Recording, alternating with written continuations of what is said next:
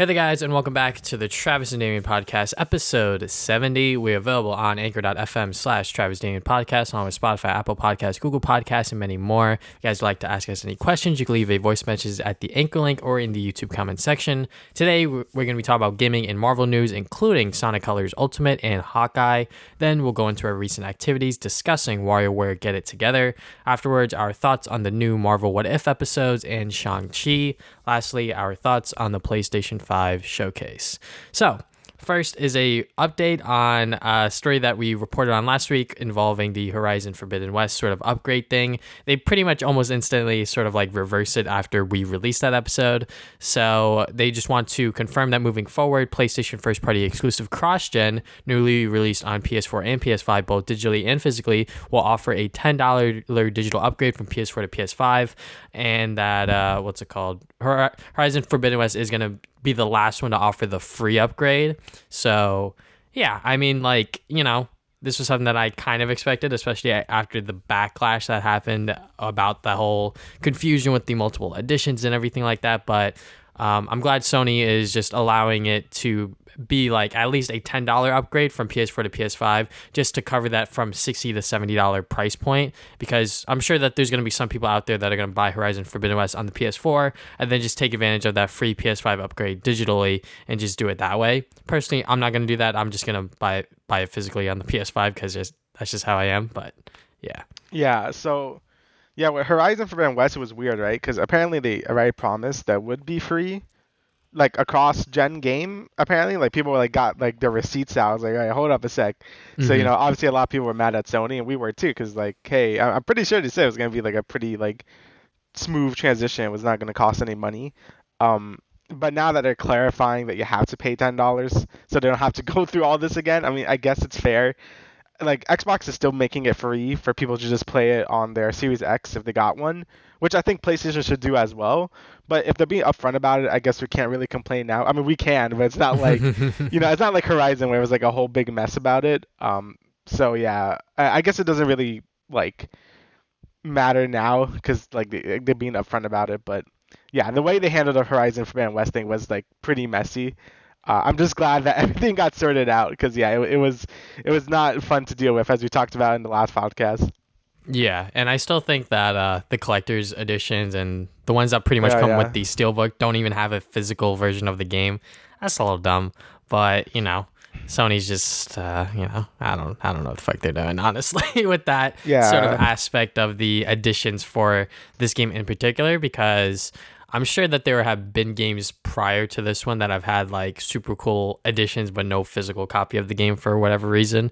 Seems a little odd, seems a little weird, especially since I feel like discs aren't that costly to manufacture, especially since they're going to make a million of them anyways to, sell. But, it is what it is. I think that the fact that Sony decided to reverse this after the backlash is a good thing. But then again, them starting out with them being like, there will be no dual entitlement thing is a little worrying. Like you said last time, they are getting a little complacent. They're sort of, not being wary of what's going on in the gaming sphere. I don't think they're going to, probably God of War and Gran Turismo 7 are probably going to be the last sort of like cross-gen games, I'm guessing. So it's probably why they're like trying to get a little greedy with it. Like, oh, we can make some extra money because, they're not PS5 exclusives. So I'm pretty sure these are the last two because I believe, when we're talking about the PlayStation event, all of the Sony X next games are going to be PS5 only, which makes sense because it seems like a Sony X kind of done with the PS4. And I highly doubt Naughty Dog's going to be making a cross-gen game as either. Like, the next game is probably going to be a PS5 exclusive. So yeah, I'm guessing these two games, or I guess three games, are going to be like sort of the last cross-gen game since it seems they've been in development for a while now, so it kind of makes sense they would release for both anyway. So I'm not too, like, God of War is probably going to be the last big game where this is going to be an issue, I'm guessing. So yeah, it's probably not going to be something we really talk about later on. But yeah, it's been a pretty rough transition from PS4 to PS5 when I think the PS4 ended really well with Ghost of Tsushima and like Last of Us 2, however you feel about that game. But they're both like very big games to end off the PS4. And I feel like Sony's been having kind of a rough time with the PS5, just sort of like trying to transition people over with, no PS5s being available for everyone. They're kind of missing, like, a lot of the games got delayed in general. Like, it was only Ratchet and Returnal being like the big PS5 games coming out. So yeah, we're just gonna have to see how it goes in the future. But yeah, Sony's been, they're getting a little sussy, That's all I'm gonna say. I definitely think the pandemic has an effect on this Yeah, cross generation in general because I feel like if the pandemic didn't happen and the whole world shutting down didn't happen, this shortage of like PS5s and even Xboxes wouldn't still be a thing almost a year after the PS4 and Xboxes have come out. But yeah, it is what it is. We're sort of in this situation now. I'm sure within the next year or two, hopefully, PS5s will be readily available for whoever wants them. But that sort of demand is still rising every single day, and it's getting harder. It's still hard to get a PS5. I'm not sure if it's getting harder. I haven't seen scalper prices go up or anything like that. But this going from PS4 to PS5 transition has definitely been rough because of the pandemic. yeah. But speaking of other messes, we got Sonic Colors Ultimate. So yeah, if you've been paying attention with the discourse of this game, it's been also kind of a mess, mainly with the Switch version. Basically, the port hasn't been exactly perfect, and the Switch version seems to be taking the blunt of it. Right off the bat, even before all this craziness came out, it was confirmed that the game was going to be of a lower resolution and it was going to be 30 FPS instead of 60 like all the other console versions, which already made me not want to buy the Switch version anyway because I'm like, well, if I'm going to buy a remaster, I kind of want it to be the best it could be, so I'd rather just not get it on Switch. But some people didn't feel that way to go on Switch because it was on Wii. Makes sense. And then a lot of people on Twitter were posting these crazy videos of like the game totally breaking down, like the game just devolved into shapes and like garbage. I'm like, what the hell is going on? But then the rabbit hole goes a little deeper because apparently some of these people were using like emulators to do it, which was really weird. I don't know what was up with that, but I saw Digital Foundry, an actual thing I could trust, and that's a rando on Twitter. And the Switch version is still really rough. It still crashes a lot. The frame rate, even at 30 FPS, isn't really that consistent. So yeah, just overall, the Switch version has been kind of a mess. And with the other versions, with the PS4 and PS5 versions, apparently it's been getting corrupted saves as well, which I didn't know about. And Sega and the Sonic Twitter has announced patches to fix all these issues, which is good. It seems like the people that port it, apparently they were being rushed by Sega to like pull this thing out. I don't know how true that is, but that doesn't seem too far off. We see a lot of ports that are like kind of rushed due to like publishers and like other things and stuff like with the Ratchet and Clank remaster, I actually learned a lot that it wasn't really Idle Minds or Deck Nines because they're Deck Nine now, which we didn't know that. It wasn't really their fault for Ratchet and Clank being really like kind of a messy port. It was kind of just rushed by Sony. They wanted them to do the multiplayer for Ratchet and Clank 3. It was just a lot of pressure for like no budget either. So yeah, I don't really know how much I want to blame the people who ported this like game, but yeah, it just certainly has been a mess. In terms of my thoughts, since I have played through the whole game, which isn't that long. It's only like 3 hours. Sonic Colors is very short. I forgot. At most, it's like 5.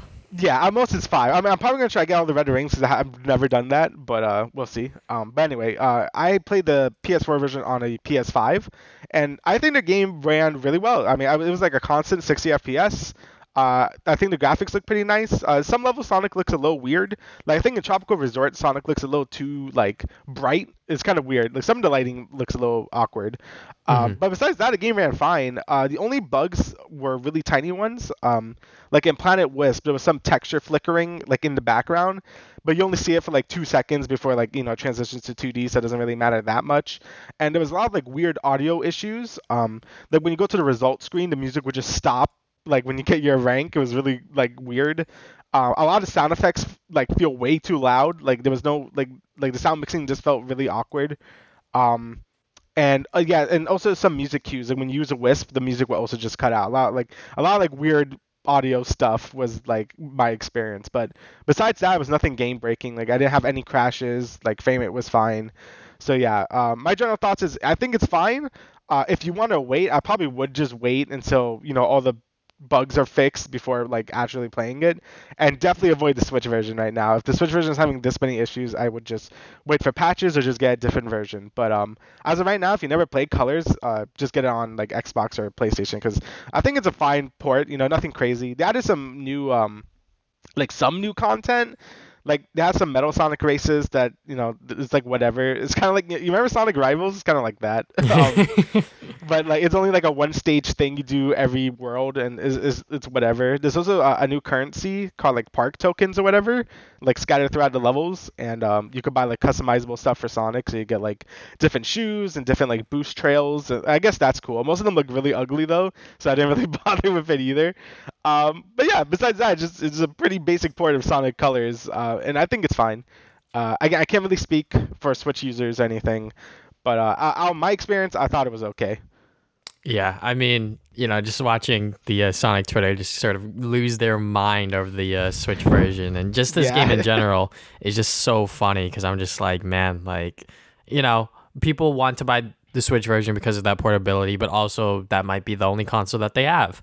And it's unfortunate that this sort of remaster got rushed. I don't like when people call this a port. I mean, like, you can say that it's a port, but like it is a remaster because they literally like sort of redid the graphics, added some new things. It's not like they literally did a goddamn Super Mario All-Stars where like it's literally just like HD high res, that sort of thing. They actually did like try to like change some things, if you will. And the studio and the publisher getting rushed for a remaster, that's nothing new. I feel like I've seen this a lot with remasters and ports, especially during the PS3 and Xbox 360 area, like you said with the Ratchet and Clank sort of port that is not that great, but if you only have the means of playing it on the PS3, go for that version because that is probably gonna be the easiest way for you to play it. But yeah, I haven't played it yet. I have it downloaded on my PS4/PS5, and I will definitely try it. Hopefully it's not as buggy because I believe they did release a patch, which is why it took me so long to sort of actually get it booted up and everything. But I'm glad Sega is, they obviously saw what was happening on Twitter, and it's unfortunate that someone showed these videos of them playing on a emulator and then posted them as if he was playing on actual hardware. That Twitter user is like gone or whatever. I have no idea where they went. They sort of like disappeared. But there's definitely some legal action that can be taken against that person. So, whatever the hell happens with that person, maybe we'll be updated on that or not. Who the hell knows? Because speculation is that was like a kid that like posted it on Twitter and shit like that. So who knows what'll happen with that situation, because that was just crazy to me when I was like on Twitter late at night, just like going through the videos, and then it was like, oh shit, this kid like sort of posted these as like actual like glitches, but it was on an emulator, and because of that could have been why some of the bugs were happening. And then on top of that, he like confessed to it and everything like that. I was like, what the fuck is this kid doing? But yeah, Sonic Colors Ultimate, maybe wait a little bit. Definitely the Switch version, just like most versions of a game, if it's released on all three platforms, the Switch version is usually the worst one, unfortunately, just because of the inferior hardware. But it is what it is. If you want the Switch version, just wait a little bit longer. Hopefully they'll be able to fix everything, but if not, buy it and then just know what to expect. The game's not going to be perfect. There's going to be some things happening with the game. It's going to look a little funny, but it should still be playable, hopefully, but it is what it is. That's all I can really say on the situation right now, and then with the whole, oh my God, the corrupted save files, I almost forgot to mention that. That's kind of crazy. I mean, like, I know that there were some people trying to 100% the game on their PlayStation, and then like it just got corrupted, and then they're like, well, shit. That's a big feels bad. I was about to do that too. I'm like, oh, maybe I should wait before I like attempt that.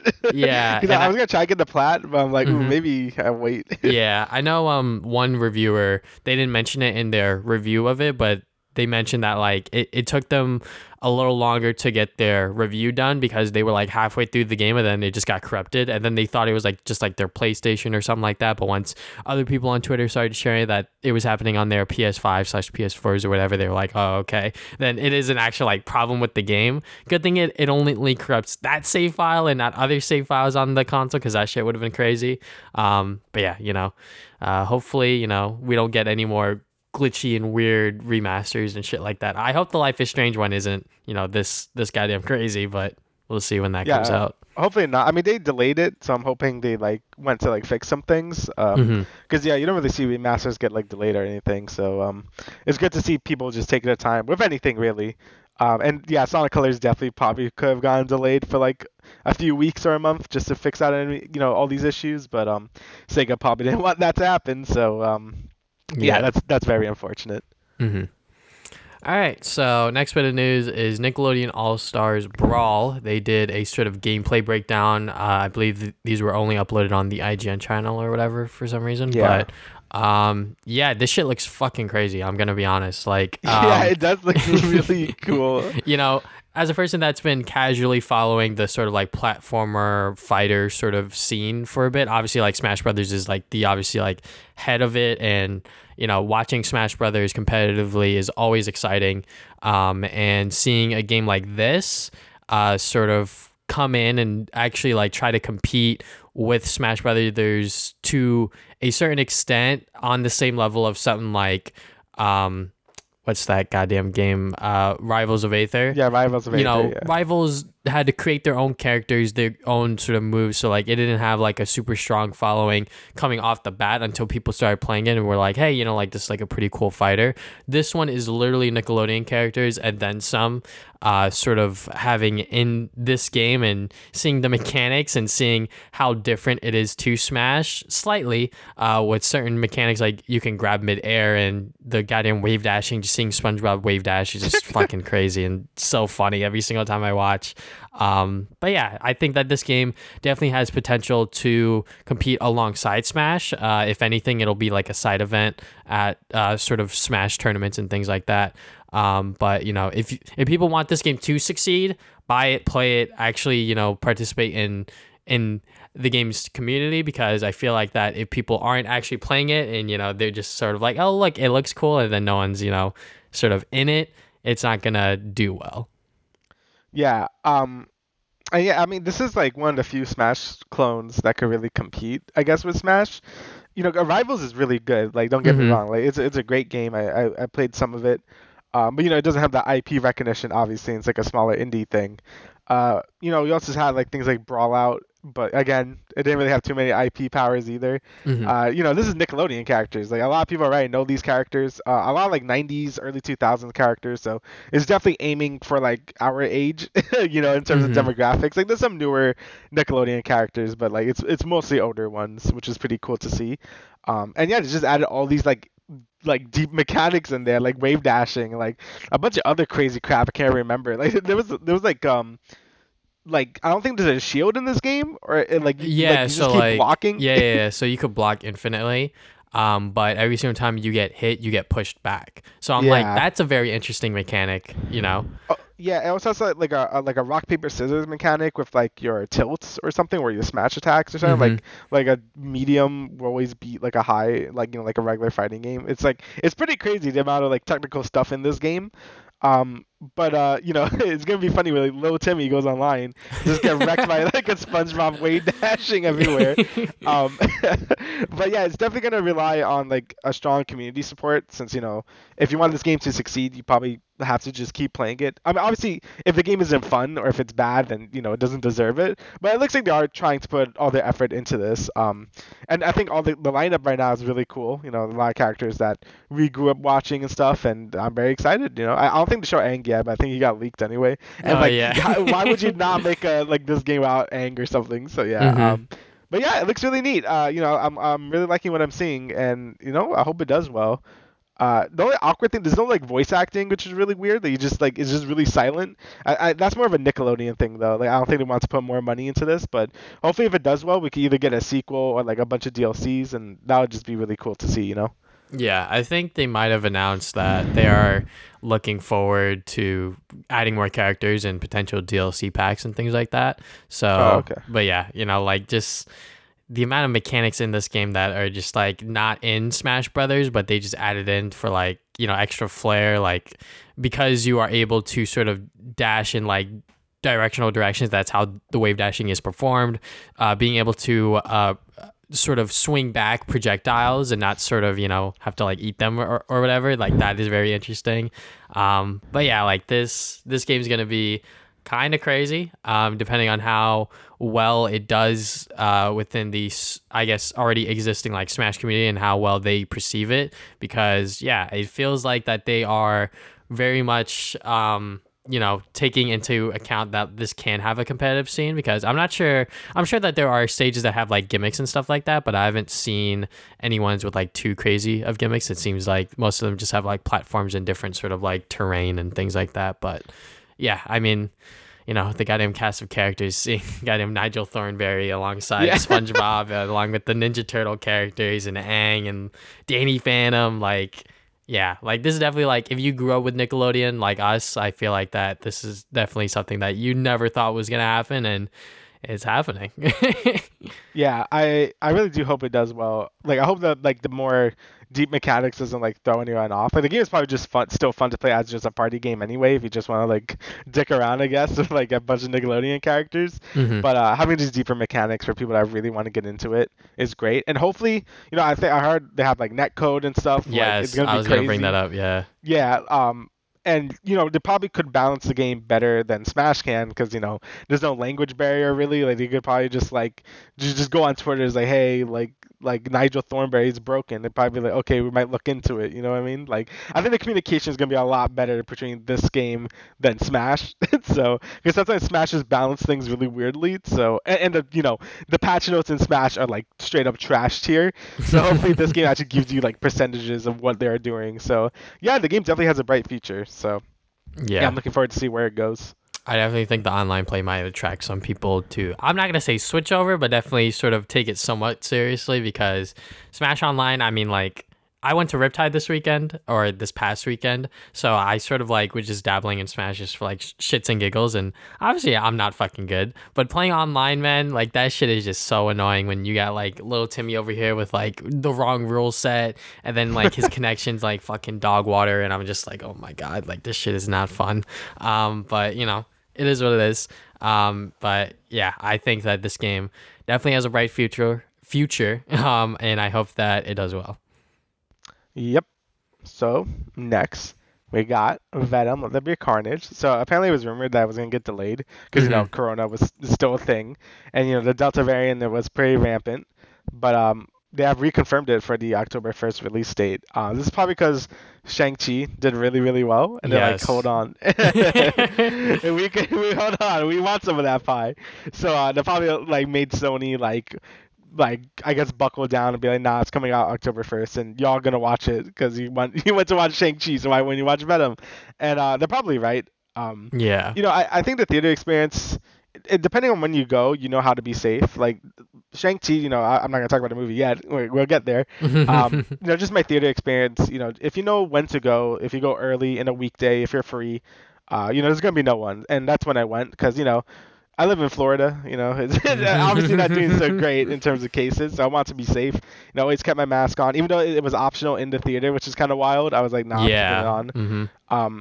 So yeah, I just kept it on, and then I just watched the movie, and no one was barely there. So yeah, if you know when to watch it, you probably should be safe. I mean, if you want to watch it with some friends and you're all vaccinated, it's also like fine. And I do think things are starting to go down a bit from like the news I've been hearing, so that's always great to hear. Because I do love the theaters. I haven't been since like last year and a half ago, since like COVID really started. So it's nice to get that theater experience, and I really don't want theaters to be gone either. So I'm happy these big movies are coming out where the theaters could just recoup some money. And yeah, I mean this is probably good. Even though I don't really give a shit about Venom: Let There Be Carnage, I'm happy that at least theaters can start bringing back some people. Yeah, and I think that this movie was actually pushed up. I'm not sure if it was supposed to be. Oh, was it? Yeah, I think it was like October like 15th or something like that. It was supposed to be a little later, but they actually like pushed it up or something like that because they were like, oh shit, like yo, Shang-Chi did well, and let's just make sure we get this shit out before it gets too bad again, if at all, because people are being fucking dumb with the vaccine, especially in America, because that shit's free, and if you still don't have it, well, I'm not gonna get into that. But anyways, the theater experience is definitely something that I missed a lot. And when I went to go see A Quiet Place Part 2, that was very much fun. Just seeing that in theaters, because that is a movie that you definitely should see in theaters. Unfortunately, it's not in theaters anymore, but just because of how that movie is, it's the title is A Quiet Place, and the movie's all about being quiet. And when you do that in a theater and just seeing on how the sound is and everything like that, it's definitely worth seeing it in that sort of environment. And when I'm in theaters, I always try to keep my mask on. But when I went to go see Shang-Chi, I definitely bought some snacks. So I was definitely munching a little if you're bit. eating, then yeah, you're gonna eat. I ate popcorn too. So. I want some of that theater popcorn. Yeah, exactly. But anyways, Venom: Let There Be Carnage. This movie is supposed to be under 2 hours long. I think it's like an hour 30 minutes, which is kind of short.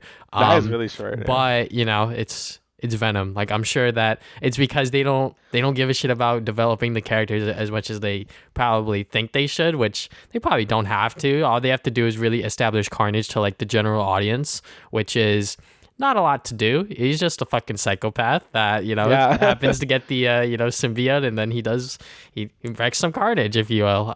So yeah, I'm excited to see this, not the opening weekend, but the weekend after, because that's what I did with Shang-Chi. There was still a decent amount of people at the theater, but yeah, I think that if you know what you're doing, know how to stay safe, taking precautions, if you will, seeing this in theaters should be hopefully a pleasant experience for you. But yeah, Venom: Let There Be Carnage. I'm sure that this movie will do just as well as Shang-Chi.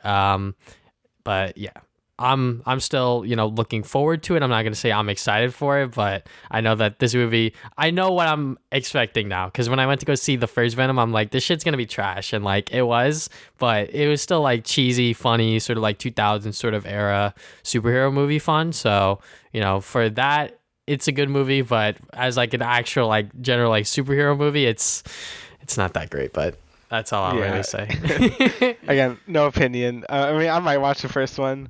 I don't know if I'll watch this one. I might maybe, but I don't know. We'll see. I'm also just saving it for Spider-Man at this point. Mm-hmm. Like I just want to watch that movie now. All right, so last thing we got here is the Hawkeye trailer. So this dropped, I believe Jeremy Renner, he like sort of teased it on his Instagram the day before, which had me very excited, because this is a series that I have been looking forward to just because of the casting of Haley Steinfeld. Call me a fucking simp, I don't give a fuck. She is great in movies, she makes great music, and yeah, I think that in this role of Kate Bishop, she can pull it off, and I think that this trailer really showed sort of what she is going to bring to this series. And Hawkeye as a character, I really liked him in Age of Ultron. Say what you will about that movie, but seeing his character sort of fleshed out a little bit more, and seeing him within the future MCU movies was also really, really fun. And having an entire series about him and sort of I guess throwing the mantle to Kate Bishop and seeing on how all that plays out, this seems like a very fun series, and it seems like it's going to be very faithful to the comic that it's based off of, the Fracture run or whatever. It's a much more recent run of a Hawkeye series, and yeah, it looks like it's going to be pretty good. I have watched this trailer a couple of times now, and yeah, I cannot wait for this series to come out. I believe it is November 24th on Disney+. So yeah, I agree with you. Like, I mean, Hawkeye, I always like Hawkeye in like the movies and stuff. Mm-hmm. But I always feel like, along with a lot of other characters, he gets overshadowed by the bigger boys. So that's why I really like Falcon and Winter Soldier, because you don't really see like the Falcon like do anything. So I was happy to see him get like a lot of like spotlight, because he is a fun character, and I feel the same way about Hawkeye. Like, I think he's gonna do really well in his own series where he could do his own things, because I getting like really strong like Die Hard vibes from it, just because it's like like a bunch of like people going after him in Christmas. I don't know, it just feels like that. It just looks like a fun like sort of action thing, and probably gonna pass the mantle, like you said, to Kate Bishop. That'll be fun as well. And yeah, I mean, it just looks like a lot of fun. I always really like the more actiony like Marvel shows, in terms of like, I guess, being more grounded, like the Captain America stuff. I think people know by now we are big fans of like Winter Soldier and stuff. So I'm getting like a lot of vibes with this show as well. And yeah, I'm just looking forward to it. I think having like a Christmas themed MCU thing is also like something we don't really see as well. Like, I think that's a really unique setting. And yeah, I'm just more interested to learn more about Kate Bishop too. I thought he was like, or she was his daughter or something. I don't know. Maybe I got that Yeah, mixed up. Or no, is no, she no, just like, no. she's just like another just archer lady? Yeah, I'm Okay. sure you could tell by like the trailer that she's a fan of Hawkeye. So Yeah. That's what I meant. Like, yeah, I just thought before this came out, I'm like, oh, I thought that was how that was, but I guess not. As you could tell, the MCU. I really like the MCU because again, they show me all these weird stuff that I don't know hmm existed, or I had like a really faint idea existed.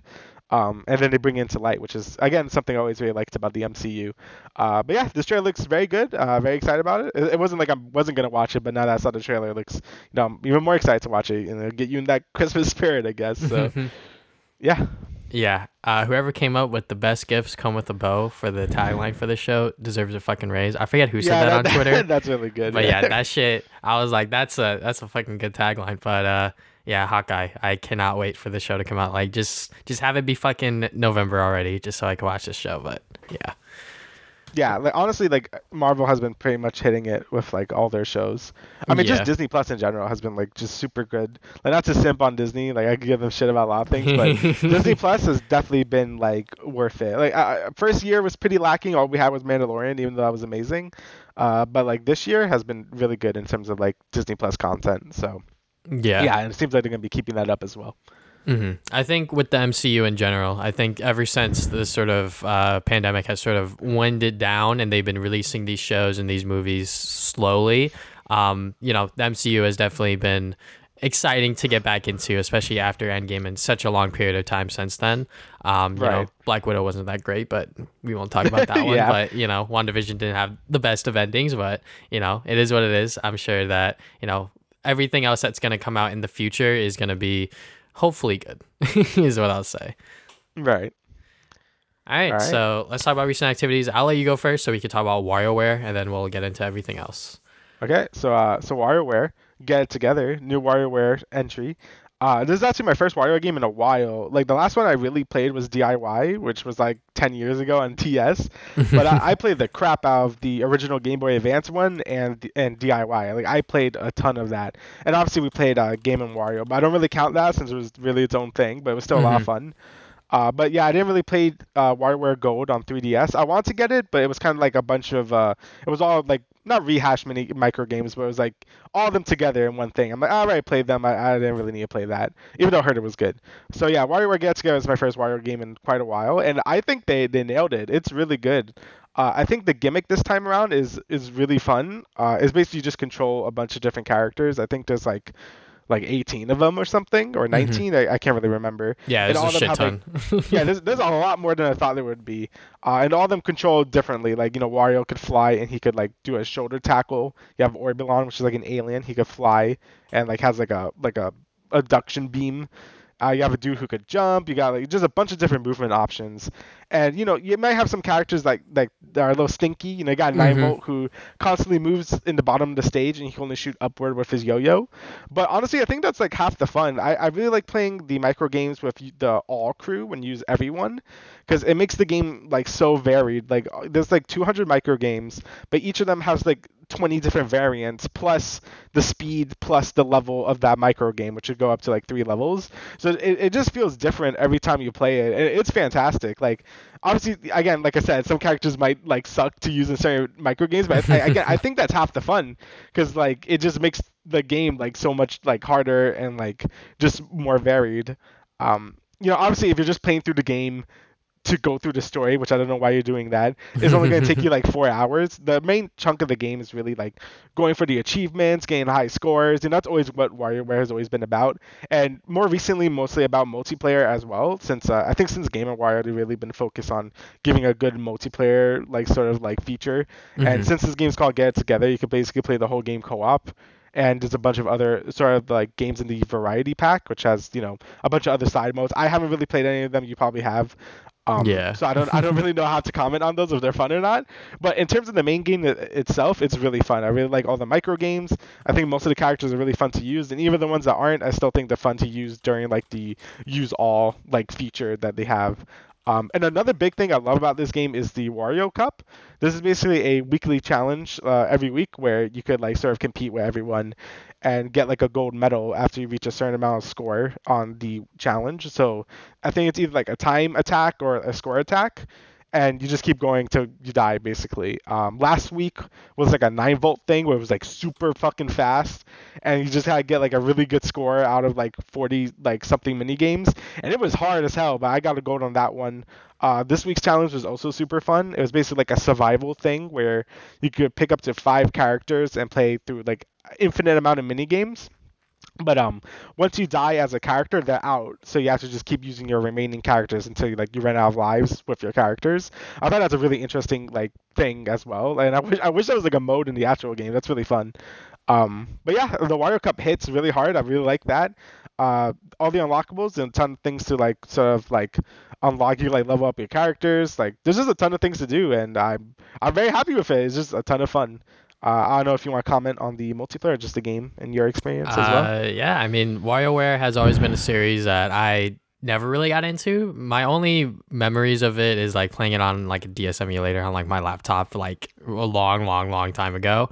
Yeah. And with the recent WarioWare stuff, I haven't really gotten into it. But because this game came out during our time at Riptide, Kofi bought it and we were playing it, and I did play some of the single player stuff. It's just you're playing the new mini games and you just got to get to the boss fight and then defeat the boss. That's not anything special, but the sort of multiplayer stuff, I'm not going to talk about every single one because there's a lot of them. Yeah, there's a lot.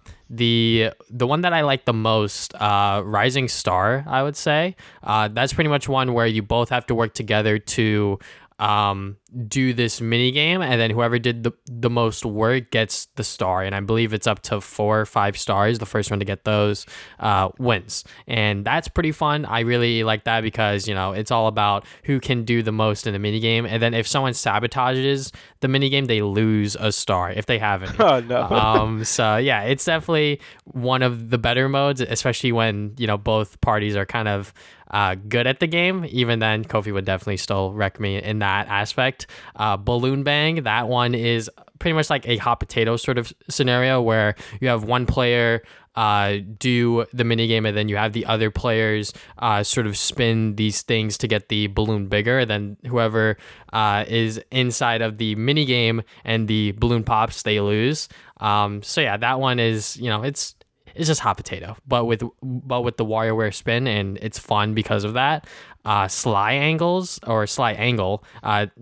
This one is pretty much when you win a minigame, you get to put a thing on the board, and then you create a triangle, and then whoever has like the most space on like this board wins at the end of it. You play like I believe up to like 12 mini games or whatever, and those are I believe unique to that mode. I could be wrong, but yeah, that one's also fun as well. High Five, that one's the volleyball sort of mini game, and that one's very interesting. But yeah, like overall, I think that this game is very, very fun, especially with the multiplayer aspect. I'm definitely gonna buy this eventually and just have fun with it myself.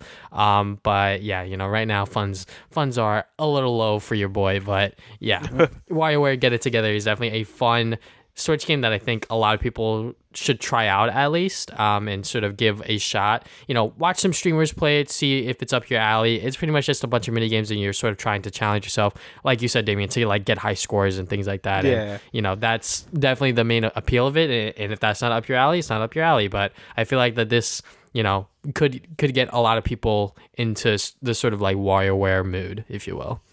Yeah, this actually is a demo as well, so if you're like unsure about since it's kind of weird to describe to someone, it's a very unique series. So yeah, it is a demo for this game. So yeah, if you're not like too sure about WarioWare is all about, I would definitely suggest just downloading that. But yeah, I agree. I think it's a great WarioWare game. Really loving it. Very addicting as well. So I'll definitely be playing it more just whenever I have off time. Just it's a really good game to just play portably as well. Like I just like maybe lay down in my bed, play a couple of things. Yeah, definitely a good time. I definitely suggest it. And the next game, you could tell there's a lot of games I wanted this month, and that's not gonna stop. Like my poor bank account. No More Heroes 3 also came out. And this game is very good, but it's also like very it's like the most 7 out of 10 game, but it's like a 9 in my heart because I like love it so much. So yeah, to just get out of the way, the game mostly runs fine when you're actually like battling people, since the game encloses you in like an arena most of the time. But this game has an open world, just like the first No More Heroes game. and it runs like shit. Like it runs like total garbage, and the open world is pretty bad, just like it was in No More Heroes 1. That shouldn't surprise anyone if you played the series before. Um, there's a lot of activities to do though. Like there's like a lot of like as you expect. Like in the first game, you could like mow lawns and stuff, and there's a bunch of other mini games, a lot of optional challenges to do. But yeah, for the most part, I think the open world is still like not great in this game. But besides that, the game is fantastic. Like the actual combat in this game takes everything from No More Heroes 1 and 2 and just makes it like so much better. Like the combat just feels very meaty when you hit like that beam katana. It just feels really good. They added something called the Death Glove, where you could have like 4 different abilities if you hold L. So you have like a sort of like force push move. You have like a slowdown, like AoE. You have like another AoE that just shoots a bunch of bullets at people, and you have like a big old drop kick, which is really nice as well. And that just makes the combat really fun. So you can just do a combo, throw someone, and teleport and kick them. It just feels really nice. And I just think the balancing is a lot better in this game than in the previous games. I feel like in the previous games, every boss had like 10 million HP, and it took forever to kill them. Because I played the first No More Heroes on normal, because that's what I do. But bosses just took way too long to kill in that game. It was really annoying. So in the second game, I just put on easy because I didn't feel like dealing with that. I was almost gonna do it with this game and just put on easy because I'm like, oh, they probably didn't fix that in this game. But I just went ahead and put on normal anyway, and I think the boss HP was a lot better. Like it wasn't too easy to bring anyone down, but it was like reasonable. Mm-hmm. Those add another new mechanic where you could sort of bring sushi with you, and those gives you like certain buffs or like act like med kits. So you can have like 5 like basically like healing potions to like heal you anytime you want, which is also really nice. You also have things that buff you and stuff. So yeah, they definitely have a lot more things in your favor.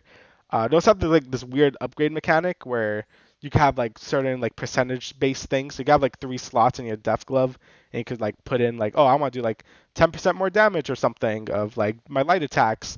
But there's more like interesting ones. Like if you do a perfect dodge, you have like witch time in this game, where if your perfect dodge just slows down time, you can increase that by 100%, which was nice.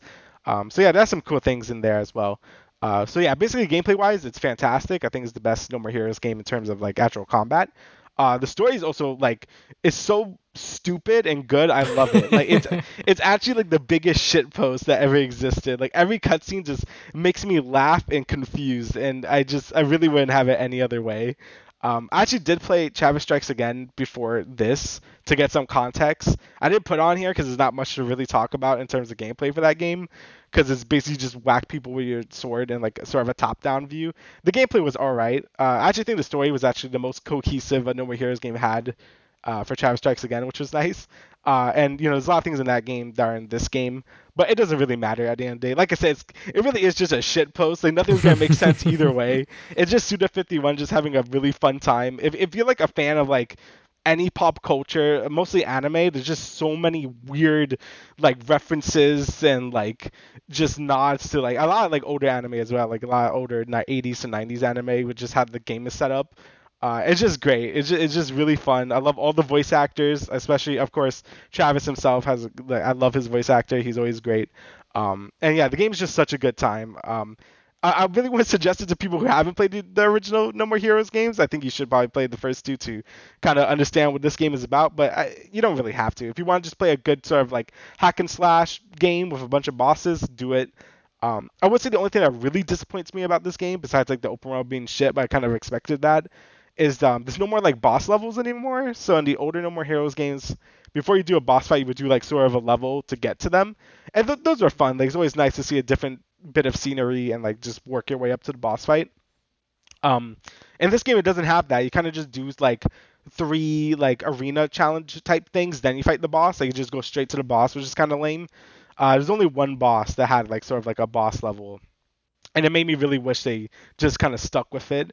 Because this game has like 5 different open world maps for some fucking reason. I really wish it just cut all of that out and just gave us proper boss levels, but it's whatever. The game in general is just a ton of fun. Again, the game is probably like a 7 technically, but I had so much fun with it. It's like a 9 in my heart. So yeah, definitely a game I would highly recommend if you're very enjoy this type of stuff. I wouldn't really recommend it if you don't know anything about No More Heroes, but yeah, definitely a super fun time. I really enjoyed it. All right. Well, I got some anime I'm gonna discuss. It's in the romance slice of life bullshit. I could tell. Yeah, I know what these are. So. I mean, girlfriend, it's still the same fucking harem bullshit. Every single time I watch a new episode, and the final episode came out today, which I'm not gonna discuss next week unless it's like fucking insane or whatever. But every single time I watch a new episode, I'm always just like, what the fuck is going on? Why is this happening? Shit's just happening. But yeah, it's pretty much about this guy who gets a girlfriend, and then another girl confessed to him, and then now he has two girlfriends, girlfriend, and they happen to start living with each other, and shenanigans ensue. If it sounds trashy because it fucking is trashy, and I love it. It's fun. I know what I'm watching. So, but Quintessential Quintuplets. This one I just randomly decided to start because I was like, well, the manga's on sale at Right Stuff, so let me watch a couple episodes before I buy the manga. I bought the manga because the anime is actually like pretty good. It's pretty much about this guy who is really, really, really smart, and then he gets hired to tutor these quintuplets, and they're all really fucking stupid. And I did not expect them to be as dumb as they are, but they're really dumb. But they're also very unique from one another. So I'm only, I believe, eight out of 12 episodes within season one. There is a second season. But I'm still having trouble like remembering names and stuff like that between the five of them, but I think I'm getting the hang of it now. They do have different hair colors to sort of distinguish them for the watcher to know like who's who. Because I believe like within like the context of like the actual anime, they all have the same hair color, but for us, the viewers, they have different hair colors, so we know who's who.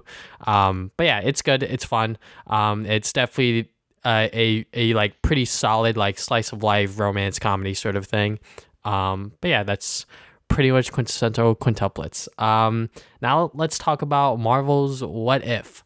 So 2 new episodes came out. We're also going to talk about spoilers. If you're new to the show, we always discuss spoilers for this show. So the first one was the zombies one. I think that this one played it pretty safe for like the whole zombie trope, but I thought that it was interesting that the zombies could still use the sort of like Marvel abilities, like the Iron Man one still knew how to use the suit, and like Hawkeye can still shoot and shit, and I'm like, okay, it's pretty interesting. And then the way that they dealt with like the gore and stuff was just to like not show it at all, and I'm like, all right, cool, we're in a zombie world and I don't see a lot of blood, I guess, because this is Marvel and Disney we're talking about here. But yeah, I think that overall the episode was very interesting. It's definitely within one of the better episodes, I would say. I definitely think the whole twist with like Vision being evil or some shit, him sort of like having to deal with like, I guess his like moral compass when like Wanda became a zombie was very interesting. I was like, what the fuck is this angle that we're going at here? But I guess it's sort of like a contrast to like, what if like, Wanda died instead of Vision within, I guess, the sort of like WandaVision like show. Like, what if that sort of like reverse roles happened or whatever? And I guess this is what fucking Vision would do or whatever. I don't know. Like, it just seems kind of weird and kind of bizarre for his character, in my opinion. But him killing himself at the end was sort of just like, all right, I guess that's how he's gonna quote unquote redeem himself or whatever. But yeah, I thought the episode was good, but not like top 2 material, if you will. Yeah, I agree. Also, like, I didn't know Vision could just rip that shit out of his own head. Didn't he need Wanda to like blast his head, and so it came off in Infinity War? Yeah, Infinity War, right? Yeah. I'm like, okay, I guess he could just do that. But yeah, I thought the episode was fun. Like, it was basically just parodying that like normal zombie tropes.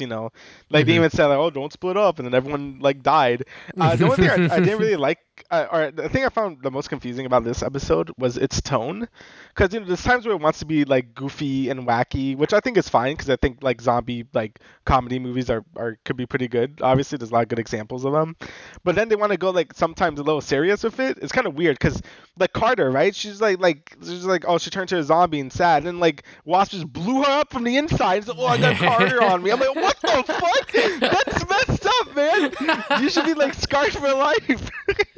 Yeah, and like they don't even take time to like mourn her. I'm like, damn, bro. I guess she wasn't a one. She wasn't a Hovey. Yeah, and also like freaking Bucky, when like he just saw Falcon get like cut in half, he just like oh, I didn't care, and I'm like, what the fuck. But yeah, I thought when it's like doing comedic stuff, I think it's fine, but when it tries to be also serious about it, I'm like, well, like don't. Like when Peter was getting like sad about Wasp dying, I'm like again, we just had that scene before, Mm-hmm. like about the funny bit. But yeah. Besides that, yeah, I thought it was a fun little parody about the thing. Apparently, there's like a whole comic series, like Marvel Zombies. I didn't even know about that. Mm-hmm. And apparently it followed that pretty closely. I think including the Vision stuff, so that was pretty interesting. Um, and yeah, I just thought it was pretty like I thought it was just a fun episode. Definitely like sort of like middling, like so I put like somewhere in the middle in terms of like my rankings of these episodes. But I thought it was just a sort of just a fun little romp and nothing really else about it. Yeah, it was definitely nice seeing Spider-Man in this sort Yeah, of it was like good. Yeah, scenario. I'm like, okay, this is not Tom very Holland though. interesting. Yeah, I mean, he's money, so. Yeah, I guess so. Like they got everyone else, but they couldn't get Tom Holland. That's kind of There weird. also could have been some situation with like Sony or whatever. I don't know, but I didn't mind the dude's voice though. Like, it was yeah, fine. it was fine for like their interpretation of like Tom Holland Spider-Man, if you will, because this is what this Spider-Man is, and I'm fine with that.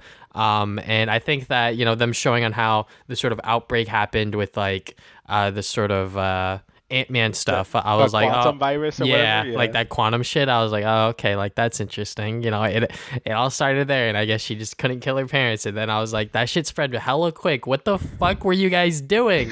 Also, yeah, like Hank Pym was like like the villain again. Like basically, I mean, it wasn't really his fault this time, but still, it Yeah, kind of I mean, originated with them. like what's her name? Hope could have stopped it, but I guess she didn't. And then that shit spread hella quick for some reason. I don't know how the fuck they let that shit get out of their lab, but it is what it is. But yeah, I thought that this episode was, fun for what it was because, the zombie thing's been done to death so many times, and I don't even think, the gore would have helped. But them hiding it, I was obviously expecting that because this is fucking Disney and shit. Yeah, I wasn't Um, expecting like tons of blood or anything. Like, they yeah, showed some like dark, just yeah, some like black dark blood, I guess. moments with like Yeah, them like cutting heads off and shit. I'm like, ooh, but definitely the tones was something that I was like, yeah, this shit's all over the place. But yeah, I'm glad that you brought that up. yeah, 'cause Uh, it's just something I was doing like, what the hell? So messed up. yeah. Now let's talk about the Killmonger episode because I think Yeah. that one was definitely the most far out there where like this guy was just playing fucking like 10D chess with like Yeah, everyone. he was. I was Um, confused of what was going on. But what? I mean, I guess this is like a scenario where like Killmonger saved Tony Stark and Tony Stark never became Iron Man, and that's definitely a very interesting angle. And seeing Killmonger just like fucking just kill everyone and just like outsmart everyone, and seeing Black Panther as early as in like Age of Ultron sort of like scenario, I guess, or whatever. I don't even know in terms of like the timeline because they weren't supposed to see what's his name for the vibranium until Age of Ultron because Ultron's made of vibranium and shit. So Yeah. seeing how like the timeline sort of like progress more rapidly and seeing more I guess different scenery because of how this show or how this episode was sort of going in that direction with Killmonger pretty much just like deceiving and backstabbing legit everyone. But yeah, I thought that this was definitely one of the more interesting angles, sort of like with like what if T'Challa was Star-Lord sort of scenario. I think that this Yeah. one sort of fits within that box, if you will. But yeah, I like this one definitely a little bit more than the zombie one, just because I think that this one was a lot more creative, if you will. Yeah, I agree. I think this one takes a lot more, I guess like liberties with like the whole timeline that like think about a lot of things. Hmm. I thought it was very interesting to see how Tony just kind of just stays like a dickhead throughout the whole thing happening in Iron Man 1. I thought that was really neat to see. And, Killmonger just being a super smart guy and playing like actual like 10D chess with like everyone around him was also really cool. Then there's some parts where I'm like, wait, what's he trying to get at? And I'm like, oh, okay, I get it now. Him just making like the Tony Stark like robot things and then like using it to like gain favor with Wakanda and things. It's like he could be Black Panther. Like, it definitely seems like a smoother plan this time around than it did in Black Panther, where it was kind of more like, yeah. So like, yeah, he really like went in this one, and it kind of ends with sort of like a cliffhanger that probably would never get resolved. Where what's her face from Black Panther was like, hey Pepper, you want to help me take down this man? So yeah, I thought that was also pretty cool. It's always just cool to just see like Wakandan stuff. It seems like What If does a lot of cool things with Wakanda in general, so it's always nice to see that. Since we haven't really seen like we haven't had Black Panther 2 yet, so it's kind of nice to see all this stuff in What If. And yeah, I think Killmonger is a cool character as well. Like it's sad that he obviously ends up dying at the end of Black Panther, so it's always cool to see his character get more love because he was one of the better villains in the MCU. So yeah, definitely cool to see him like exercise that brain power in this episode. So yeah, I'd definitely say it's definitely up there in terms of my episodes. So Yeah, I think that them being able to use the show to bring back other characters and sort of develop them in different ways aside from the main MCU timeline is definitely very cool. And Killmonger, like you said, was definitely one of the villains. Despite what I will say about Black Panther, when I first saw it in theaters, I thought that it was good. That CG fight at the end was definitely something that I did not want to see. True. Yeah. You're right about that. Killmonger as a villain and how he ties to T'Challa and everything like that, I thought that was very interesting, and I like that sort of angle. But yeah, Killmonger, seeing him just fuck with everyone was just so fun and so cool to see. Yeah. I mean, him killing what's Don his Cheadle. name? Yeah, Rhodey. Okay. Yeah. Rhodey being like pretty much looking like Don Cheadle now because of what happened with the other actor. That shit was funny to me because I'm like, we're in the Iron Man 1 timeline, but now we got Don Cheadle as fucking War Machine. Like that shit was so funny. Yeah. And just seeing Killmonger just kill him along with T'Challa was something that I was like, wow, okay, so like they're really like going into like this what if scenario like really hard and actually like sort of, I guess, taking quote unquote risk, but not really, because it is just what if. So yeah, again, like I said in the last week's podcast, I think What If is really like sticking to its name and giving all these crazy scenarios. Like I think Zombies was the most far out in terms of like craziness because like obviously like everyone's dead. But I think this one is also like this is more what I like, where it's like they change things up a lot, but doesn't like it ends with like a totally different. Like I could see like another MCU happening here, where it's like with like Killmonger, yeah, take him down. So I don't know. I think it's just really neat. And definitely, again, like I said, it's pretty up there in terms of my favorite What If episodes at the moment. all right, so now let's talk about Shang-Chi because I think that this movie, made a hell of a splash recently just because of box office numbers and people, I guess, rumors about on how like this sort of hangs on the whether or not Spider-Man's going to get released this December or whatever, which was very interesting to hear, but I don't think that was true at all. But anyways, we're gonna talk about Shang-Chi. There's gonna be spoilers, but just like a quick like one sentence review. It's good. I think that this is definitely one of the better origin stories within the MCU, and if you have a chance to see it in theaters, you can, but I believe it's going to come to Disney Plus Premier Access soon, so if you want to wait for that, you can wait for that, but it's definitely worth watching, especially because I feel like Shang-Chi is going to be an important character within the MCU as we go further along. Yeah, I mean, I actually really liked it. I mean, I don't know if it's just because I haven't been in a movie theater in so long and I haven't watched a Marvel movie in theaters in so long, but I think I might have liked it more than actually it probably deserves, but I actually really did like it a lot. That's my quick thing, yeah. So, spoilers. Once again, we're going to talk about those. So, yeah, I think that just seeing this character sort of be brought to life within this context and in this setting was very, very cool. Him being Sean and then into Shang-Chi, I thought that shit was funny. It was like you named yourself Sean when you came to America because he ran away from his dad and everything like that. And seeing that dynamic and how that backstory played out throughout the movie, I thought was fine. I'm sure that there's some people that had a bit of trouble or had a problem with the pacing or whatever, but I thought that was a nice way to give us the backstory of Shang-Chi, but also at the same time let us know what's happening currently. Yeah, I mean, a lot of stuff did happen in the beginning. Like, the movie just goes like pretty fast in the beginning. But I think it does a decent job sort of explaining Shang-Chi's like backstory and stuff, and sort of like showing that he's a badass in that first fight scene as well. The bus. Yeah, the bus scene, because I thought that was a really good fight scene. I mean, this is probably the most different a fight has looked in the MCU, just because it's more like Martial arts. Yeah, martial arts and stuff, and we don't really get to see that obviously until now. And yeah, I thought the fights was super fun to watch, especially that bus scene. It was just like just a really fun like just action scene. And I think they do a good job sort of explaining Shang-Chi again, like his sort of like what's going on in the background, but not really showing you everything, not until like later parts of the movie, so you get more context, just enough to really like get the movie going. And I thought it works pretty well.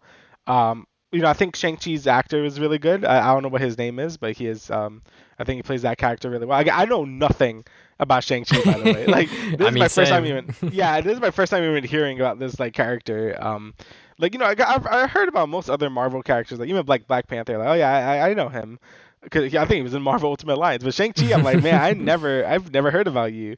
And I think they did a pretty good job, sort of like getting you up to speed and who this guy is and what we're really dealing with here. So yeah, I thought I did that pretty well. Yeah, I think that the family backstory was obviously a very like key component of the movie, and I think that introducing us with the mom retelling of how she met the bad guy of the movie, the dad, which Yeah, the dad. obviously, is very, very like, I guess, personal. It makes the movie feel personal because, who he's trying to take down is his father, because the goddamn 10 rings are possessing his mind and telling him that his dead wife is behind the goddamn door or whatever. And that shit was very interesting. And I think that the dynamic that he had with his sister, I thought that was like very, very, very well done, just because of how like that sort of like trauma that they had together when they were younger really carried over into their adulthood. And her, I guess, at first sort of abandoning him and then coming back and sort of being like, well, you left me hanging for like 6 years or whatever the fuck. And I was like, wow, it's kind of messed up, don't you think? But yeah, their family backstory is obviously like very tangled up, if you will. Yeah, it's definitely like my favorite part of the movie, because I always like those like sort of not, yeah, I guess like family dramas and stuff, because there's a lot of, like, I guess, tragedy in terms of the family, because obviously his father is kind of a dickhead. I mean, even before the movie, because obviously they showed him like he found the 10 rings and kind of just conquered like nations for like thousands of years, because the rings make you basically immortal, until he found the mother, and then he found a reason to, like, I guess, die and grow old and get children and stuff, which was nice. But obviously when the mom died, which we learned later, he obviously goes kind of crazy. He's like, I'm gonna put the rings back and I'm gonna like kill the dude who killed her and stuff. And that sort of just broke the family apart. And I don't know, I just find it more like interesting as a villain. Like, I actually found the dad to be like one of the better villains in the MCU, just because he has more stakes with the main character. I always hate when the main villain is either like, I don't know, like just some really evil guy. Like, at least you can sympathize with the father. I know he's like, again, he is a dickhead because he kind of did conquer nations for like thousands of years before. But you can feel the pain he's feeling with losing his wife and like just losing his family in general. And again, the sister, I think, was also really well done as well. She would probably be pissed for him abandoning him for like 6 years because he never came back. He's like, okay, I'm just gonna leave and like make a fight ring now. So, and she learned how to fight as well during that time. So, yeah, I think the whole family dynamic is really good, and I think gave a strong sort of like villain in the process, and like one you actually want to see the result out of. Yeah, I mean, the dad just being a mega simp and just Yeah, that too. Yeah. him just like tunnel visioning and she's trapped behind the door. I'm like, yo, motherfucker, just listen to these people for once. But him breaking his family apart after her death because he gave up his previous life, but his past life came back to, I guess, haunt him, if you will. And then seeing on how Shang-Chi's character when he was younger and him being trained to kill and how all of that played out, like him watching his dad just like murk those guys in that pub or whatever the hell that was. That shit was, I was like, yo, what the fuck? This guy's crazy. Yeah. But yeah, just seeing all of that play out. I think that Marvel movies always have like the MCU humor, which is what people always sort of like bring up. And I think in this movie, it definitely brings it out like a little bit more in like a bad way, in my opinion, just because like one of one of the scenes is when Shang-Chi is explaining to Awkwafina's character sort of like who he is and everything like that, and then the goddamn flight attendant comes in for like this veggie and meat fucking joke, and I was like, what the fuck is this? And then they never go back to like him telling the rest of the backstory. We just go back into where his sister was, and I was like, well, like what the fuck? Like I kind of wanted to hear the rest of that, but you know, yeah, it is what it is. That kind of ruined the mood by a lot. You want to know what the hell was gonna happen there. I definitely could see that. Like, MCU humor is kind of hit or miss a lot of the time, and I feel like this movie is really mixed with it. Like, some jokes were okay, but sometimes they're just like, okay, whatever. Like, but thankfully, again, I think the story itself was like pretty good, so I didn't really care too much about it. It's mostly if the movie's more about the MCU humor is where it could probably hurt it. But yeah, for the most part, I think it was okay. But yeah, I definitely felt the same way about that scene. Like, what the hell? I thought we were gonna come back to it, but it just didn't. I'm like, okay, I guess. Definitely one of the, I guess, aspects of the movie that I was like watching other YouTubers talk about this movie, and High Top Films pointed that out as like one of his like problems with it, and I was like, that's one that I can agree with, because that was definitely a scene where I was like, well, I wish that joke wasn't in there, because it kind of killed the mood, especially since it was getting like kind of serious in terms of the tone.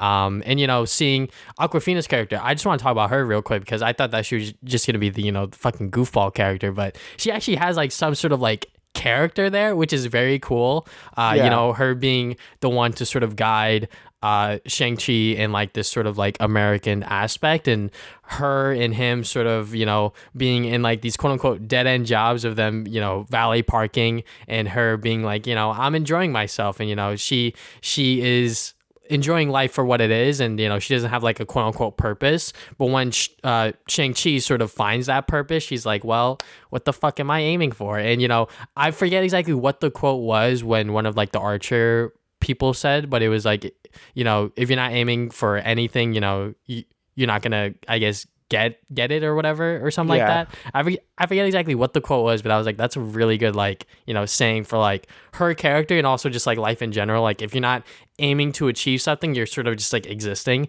which on some days it's fine, but obviously like I think that within the grand scheme of things, everyone in this world to a certain extent wants to do something meaningful. But yeah, I think that her character was fantastic, especially since I thought that like her character was just gonna be like nothing, honestly. Yeah, honestly, I feel the same way. Like, I also thought her character was just gonna be like the goofy psychic, but I think she does do, like, she has enough character growth to make her feel like an actual character, and she also like does things as well. So like actually like yeah, she ended up being like actually good character, which I didn't really expect. I thought, oh, okay, she's just like the friend. At first I thought she was just not even gonna go with him, like do her like their adventure thing. But she's like, nah, I'm going, man. So I was like, oh, okay. So yeah, I thought like, I think she was like a valid part of the movie, and I guess help Shang-Chi as well, and like just have her own character development. Again, something I really didn't expect to see, Yeah. Also, I'm really glad this movie didn't like kill like the sister. Like, I felt like they were gonna kill the sister, but I'm glad they didn't, because I feel like she could also do some cool things in later movies as well. Because I always hate when the MCU maybe like kills a character if they have some potential later. But I'm like, oh, you didn't have to do that. But I'm happy like the sister ended up like living. Even like at the end of the movie where Shang-Chi's like, nah, I'm not gonna like let you die here. Like, I abandoned you for 6 years. Like, screw that. When she's like drop me or whatever. So yeah, I'm glad she stuck around. Definitely, the I guess like climax and like the finale of the movie, like that was definitely a fun sort of like act to watch, just because it was pretty much building all the way up to that, because as we kept learning about what the father's intentions were and exactly what was going on and how he was going to stop that. Oh my god, the fucking actor character from Iron Man 3, I forget his name. Bro, seeing him, that shit was so goofy. I was like, what the fuck? I mean, like, that's definitely one of, I guess, the MCU humor things that worked for me personally, because I was like, I liked him in Iron Man 3. Obviously, if you didn't like Iron Man 3, your feelings towards him is not going to be as strong, but I think that he works well here with the humor, especially with the sort of like, I don't know what the fuck the creature was, but like just headless like bat thing, like bear just thing. Just seeing him be like the quote unquote translator. He's like, oh shit, I'm not going crazy. You guys could see him. I was like, oh my lord, how long has this guy been down here? Yeah. But his character, for what it was fine. Obviously, like towards the end, he was just like comic relief, and seeing him on the battlefield play dead, which I'm like, yeah, that makes sense for him. He would not try to fucking fight this war. That's a character, one, I didn't expect to see him again, and two, like, yeah, I kind of expect him to just be a comic relief character anyway, so I thought he fit the bill fine. He did his thing. He led them to like the secret village thing. So, and I think that's all he really needed to do. And yeah, it was just kind of just a surprise to see him. I was like, really, this guy? And then bringing him back from like Iron Man 3. Yeah. When I saw him on screen, I was like, oh my god. And I think Kobe didn't know what I meant by that, but I was just like, holy shit, bro. yeah. I was just like, okay, it brought him back. Okay. It took me a second. I'm like, oh yeah, he is from Iron Man 3. But yeah, overall, I think that. No, gone. Oh, I was gonna say I also like I like the sort of like the final act of the movie with like they go to like the weird like dimension with like all the mythical monsters and stuff. I thought that was pretty neat. Like you see like nine-tailed foxes, and obviously you have like the dragon and like the demon lord at the end. I thought that was pretty fun. I think both fights are pretty good. Shang-Chi and the father, I thought that was a pretty fun fight to watch. Like I think just the 10 rings are just a fun sort of like power to have. Like it could be like a whip, it could like do a mega punch, it could like launch you. I think it's just a really fun sort of like ability to have. And at first I thought Shang-Chi wasn't even gonna get the rings. I thought he was gonna like yeet it like to like kill like the demon lord guy, and he wasn't actually gonna use it. But I'm glad that he like kept it, because he would be kind of useless without them. Like if they have an Avengers type thing. And yeah, I thought the dragon versus demon lord fight was also pretty fun as well. Just a good old kaiju fight to end it all. And yeah, I just thought the climax was really good. And then at the end, you get your little teaser about Shang-Chi joining the Avengers, basically, and that's it. Yeah. I definitely like the after credit scene, because we got to see how it connects to the Avengers, and seeing Captain Marvel and Hulk and all of them. That was definitely very cool. So but yeah, overall the movie was definitely within my top 10, I would say. Maybe number 10. I'm not entirely sure, because there's so many fucking MCU movies, but there's a lot. In terms of like origin stuff, it's probably like top 2 with like Black Panther and like this. In terms of just origin movies in general, it's definitely up there. In terms of like overall MCU movies, yeah, I'd probably say it's like somewhere in the top 10. Like I really did enjoy it a lot. And I guess it's always enjoyable to see an origin story that doesn't just introduce a character, but sort of like bring new elements to the MCU. Like I hope they go more into like all these weird mythical like Asian artifacts and stuff, just like how Wakanda has its own thing. Like I thought that was pretty neat, and it could like probably add a lot to the MCU in general. Mostly because like what's his face, Wong or whatever, was like what the hell is these rings? They're not like vibranium or anything, like it seems like there could be more artifacts or whatever that could like sort of act as like other MacGuffins and future MCU stuff. So I thought that was pretty neat to have like that extra world building on top of like just having a new hero around. But yeah, overall I really enjoyed it a lot. I thought it was a great movie.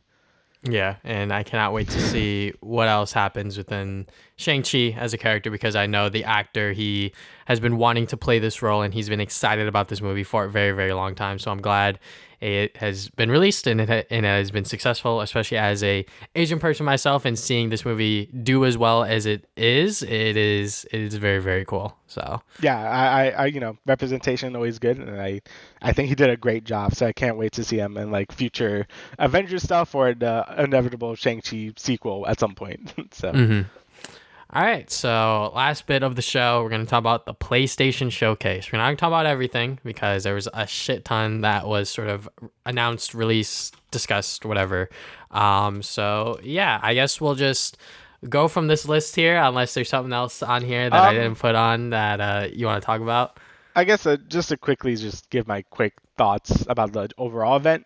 Because I think PlayStation was really hyping it, and then I kind of like bought into it, because I'm like, oh, it gotta be something big, and there were big stuff, but like literally like a majority of the show, like 80% of the show, was all things we've seen before.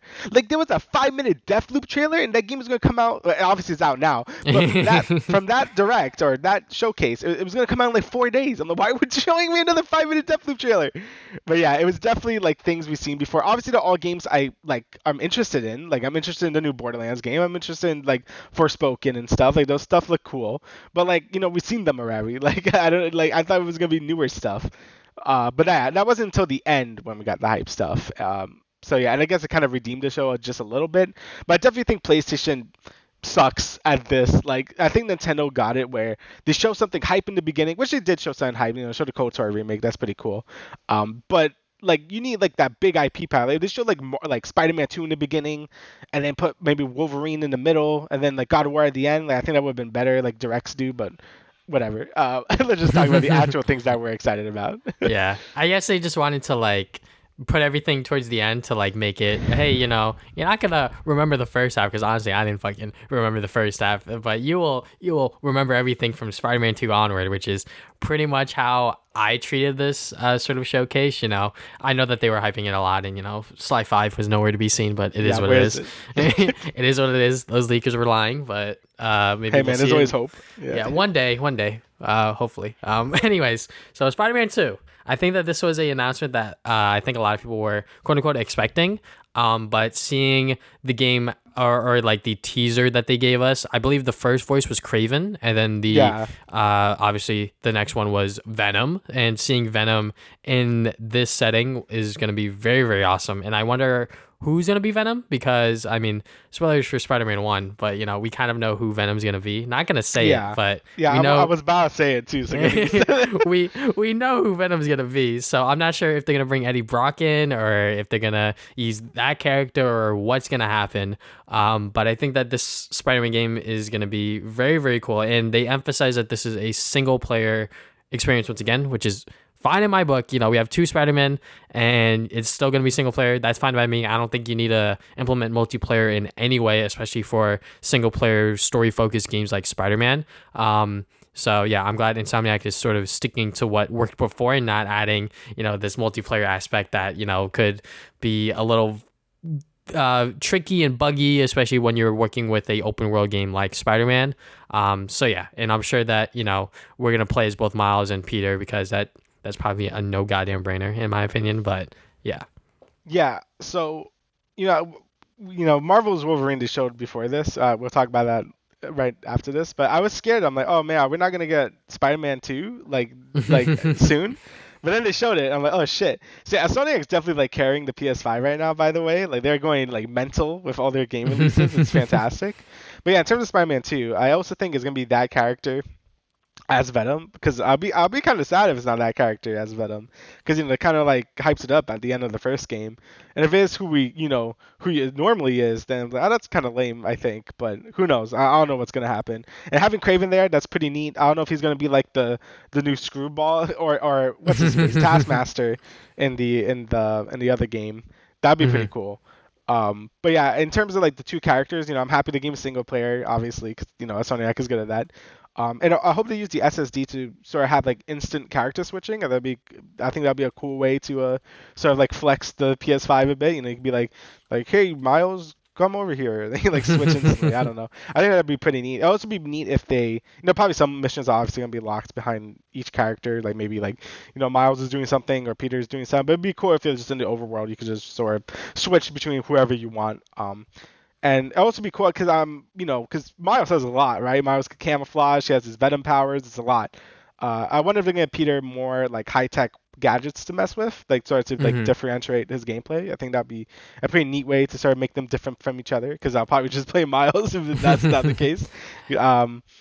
But yeah, I think the game's gonna be very interesting. Obviously, I think having Venom in something good is gonna be really fun because obviously Venom is such a big part of just the Spider-Man like stuff. So having him in something that's gonna be hopefully really good is just really exciting. Obviously we're both big fans of the first game, and I'm really sure Sony could deliver with this game as well, because I thought Miles was also fantastic. So very excited for Spider-Man 2. But that's not gonna be for a while. I think it's 2023 is coming out. Yeah, so. 2023, which I'm fine with, honestly. Yeah. Like, as long as they aren't saying next year and then they delay it to 2023, like that obviously would have been not as hype. But, 2023, it's going to be a bit, which is, like I said, fine, because I'm sure Insomniac Games know what they're dealing with here, especially when they're working on 2 Marvel games now. And like you said, with the whole like high tech stuff, that might be why they showcase the Iron Spider arms or whatever on Peter. But there are some people theorizing that they might do the Superior Spider-Man story arc.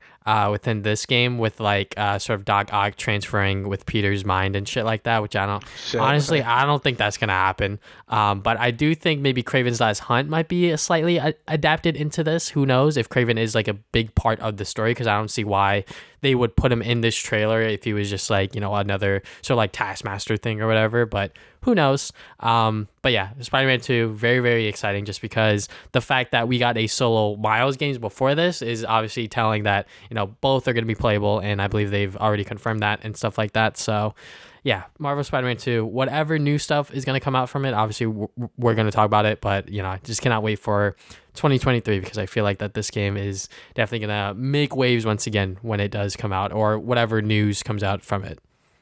Yeah, I'm definitely am looking forward to it, because again, Sonic has just been hitting and hitting, and with the next game, Marvel's Wolverine, Mm-hmm. I think they're going to continue that. So on Twitter, after the announcement, because the teaser was basically just a teaser showing that they're making a Wolverine game, and we don't really know too much about it. It seems to be very far away. Like, we probably won't see this till like 2024 or 5 maybe. I don't even know.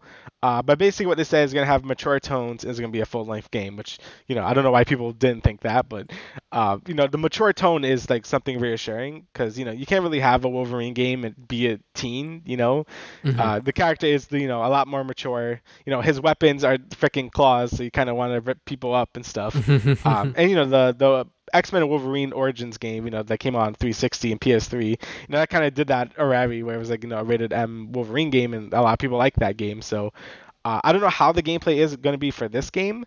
I'm kind of hoping to go more for just a level by level game, because I don't think like an open world game is going to be very beneficial for Wolverine, since he's not really known for any traversal type thing. He's kind of just like a brawler, and yeah, I'm really am interested to see what they do with the gameplay, honestly. Like, I don't know if it's just going to be straight up just hack and slash. I don't know if it's going to go for a more sort of like crazy sort of thing like Bayonetta or like DMC, where it goes really crazy with the combat. I don't really know.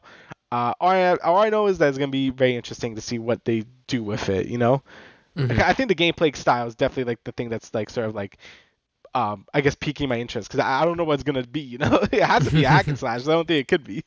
Yeah, I think that, they're definitely going to take pages from the Spider-Man game previously, and maybe pages from the X-Men Origins Wolverine game, and sort of make their own sort of game here, because just like with Spider-Man, there have been a couple of Wolverine games outside of the one that I mentioned just before. So they're probably going to look at everything and see what can work for this game in particular. But yeah, I hope that this game's rated M, because I feel like that it would allow Insomniac to do what they want with this character in particular. But if it's rated teen, I think that that'll be fine as well.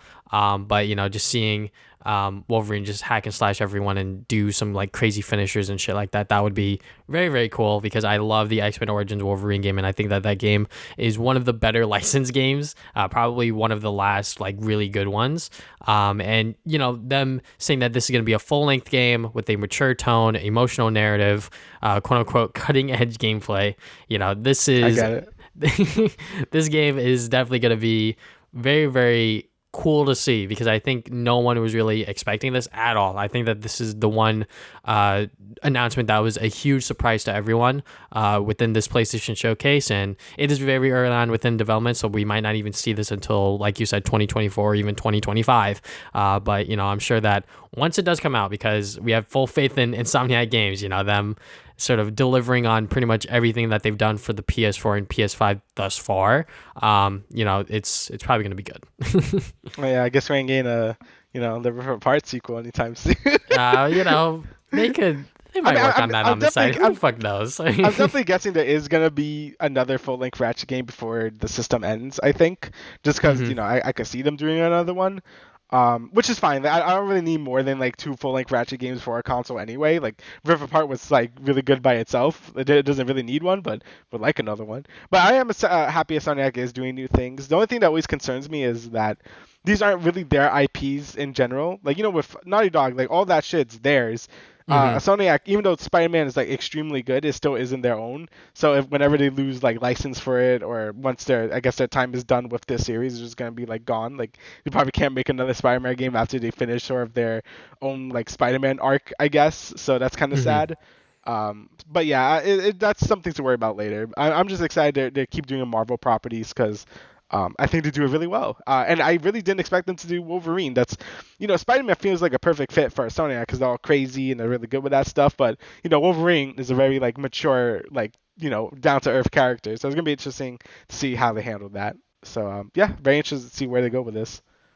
Yeah, and then the other game that I think a lot of people were expecting and we got. Actually, let's just talk about Uncharted real quick because I feel like Okay. that we can get rid of this one real quick. Uncharted Legacy of Thieves collection is Uncharted 4 and then Among Thieves or some shit. I forget Among exactly. It is the spin-off game that is sort of like the epilogue Lost to Legacies? Yes, Lost Legacies. My fault. Yeah. But yeah, those two games are being ported to the PS5, but also on PC. So I think that is very cool. I think that those two games in particular, especially Uncharted 4. Uncharted 4 is definitely like by far the best Uncharted game, but that's only because if you know the Uncharted story of what happens from 1 through 3, seeing what happens in 4 is like super rewarding and super satisfying. But the one after that, fucking Lost Legacies, bro, man, my fucking brain. Anyways, I haven't even played the series. That game is all right. I think that game, it has its place within the Uncharted sort of fandom, but I think that it is a okay sort of like epilogue to the Uncharted 4 game. But yeah, I think that these games being ported is cool. Will I buy them at launch? Probably not, because I'm busy with a lot of other shit, but I forget exactly when this game even comes out. But when it does come out, I'll definitely keep an eye on it and see exactly if there's any bugs or anything like that, because, remasters and ports and shit like that are notorious for that. So, seeing these get the proper PS5 treatment is very cool.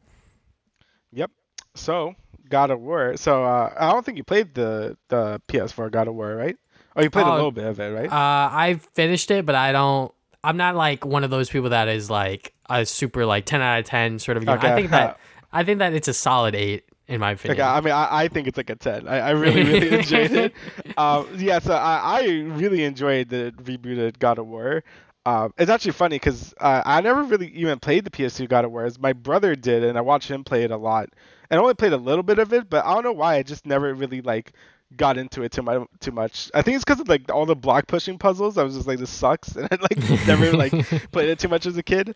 But the reboot, I consider it like probably my top 3 PS4 games, or maybe like top 2 along with Persona 5. It's definitely like up there. And yeah, this game is basically just a continuation of that. I see some people getting angry about it, being like, it looks too similar to the first game. But I'm like, what the fuck do you want? I mean, like, I really don't understand that complaint because Horizon is basically going to be like the same as Horizon 1, but better. Breath of the Wild 2 is probably going to be the same as Breath of the Wild 1, but better. Like, I don't know what that's what sequels are. I don't really understand. And as long as they don't overstay their welcome, like, there's things like Far Cry or Assassin's Creed where they do the same thing all the goddamn time. That or Pokemon, right? Like, that I understand.